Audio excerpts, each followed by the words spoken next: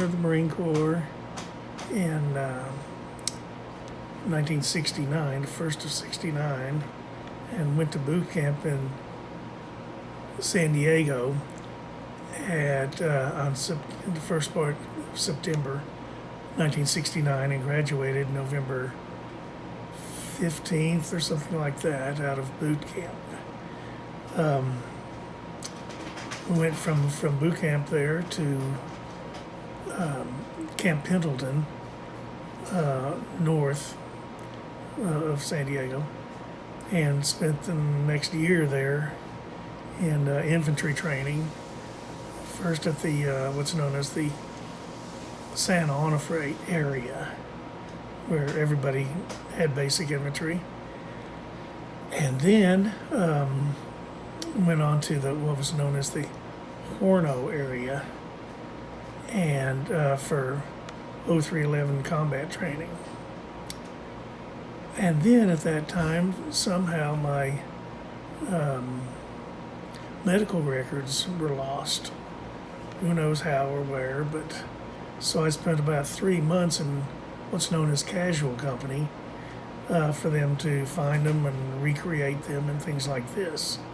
Everything being on paper and such, we didn't have computerized anything, so they couldn't just go back and reprint. We had to recreate them.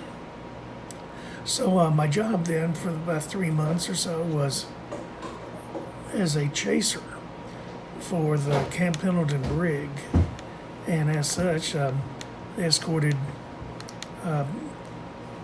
these hardened criminals, as we called them, to and from their court dates and such. And the most serious offense of any of them was AWOL. They would come back from being AWOL for 2 or 3 months or 2 or 3 years, whatever it was, and they'd end up at the Camp Pendleton Brig to undergo their day in court about being AWOL. That's absence without leave or authorization. And a good many of them then were found guilty, of course, and they were given what's known as 6-6 and a kick. And that was 6 months in the brig, 6 months reduction of whatever rank they were down to E1 private, and a kick was a bad conduct discharge. Out of the when they finished their 6 months, they were given a bad conduct discharge. They were also given the opportunity to rehabilitate if they really wanted to not have that on their record for the rest of their life. And as far as VA benefits and things, you have to be honorably discharged, and BCD cuts you off at the knees. But most of them, being 19, 20 years old, really couldn't think beyond the end of their nose and took a BCD just to get out, just to get out of there. Anyway, they finally found my records and things, and I did a month or two more infantry training, and then came home on leave. I had a 30-day leave, and of which I used about 2.5 weeks of it, because they encouraged us to come back early to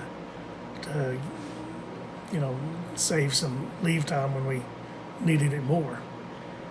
I don't know if anybody remembers that or not, but that's where Sherry and I first met and things, kind of for real. And then I went back to Camp Pendleton only to find out, instead of going to what is known as the Margarita area, that's where you train for 3 weeks. They had these villages set up like a Vietnamese village with, and they had other guys playing the parts of Viet Cong and things like this. It was just some more training. But instead of going straight to that, I came back early, as several of us did, and found ourselves that they were in need of people to stand guard duty for 30 days. So for the next 30 days, 4 on, 8 off, 4 on, 8 off, 4 hours on it, and 8 hours off. And it gets to be quite the grind. I walked, I guarded the mess hall, a mess hall of all things. And it was cold and horrible. I hated it. I just didn't really care for guard duty at all.